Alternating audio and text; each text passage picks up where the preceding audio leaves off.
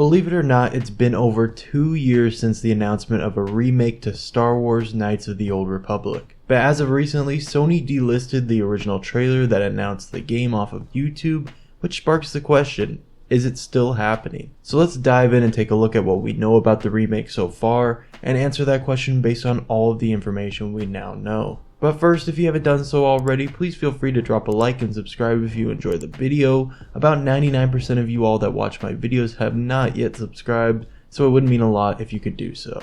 So let's start from the beginning. In 2021 at a PlayStation showcase, Sony showed off that they were working with Aspyr Media to create a remake of KOTOR. The game was, and still is, meant to be a PlayStation exclusive, but no release date was announced at the time of the trailer. We finally heard an update in July of 2022 where it was announced that the game was being delayed indefinitely. Aspyr Media actually fired the game's art director and design director, kind of putting the game in limbo at the time. Some staff at Aspyr believed it wouldn't actually release until sometime in 2025, after being originally planned to release in 2022. Kind of super ambitious if you ask me. And apparently super ambitious for the parent company Embracer Group as well, which took the remake from Aspyr and passed it to another studio within its portfolio, Saber Interactive. They cited Saber Interactive having, quote, tremendous experience and promised an update in the coming months, which would land us sometime now in late 2022 or early 2023. So that's kind of the summary of where things are until now, where it's basically been a year of radio silence since that last announcement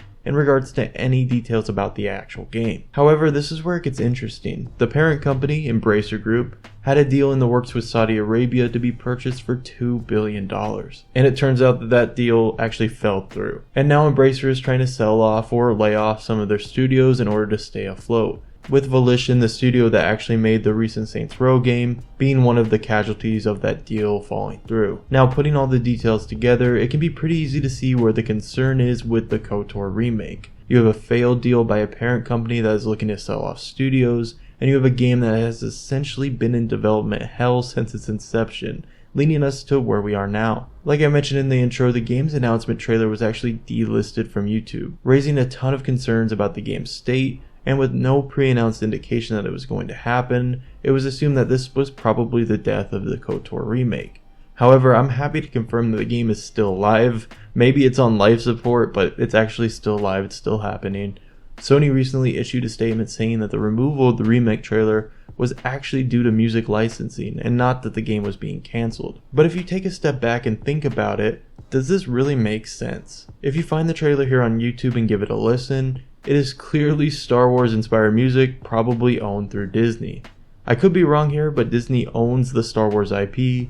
Wouldn't they also own the music to that IP? So this raises the question, and hang with me here as I break it down. Sony clearly owns the exclusivity for the KOTOR remake, likely putting them also in joint control of the Star Wars IP alongside Embracer Group. Could this mean that either Embracer Group, Sony, or both of them decided not to renew the license due to the state of the game? The possibility is certainly out there, and we'll have to kind of wait and see if we hear any more details about the game, or if that license ever gets renewed with Disney. But I am curious what you guys think. Do you think we'll ever see this remake come to life? If so, what would you like to see from the remake? Also, if the KOTOR remake actually ends up getting cancelled, is there another old school Star Wars game that you'd like to see be remade?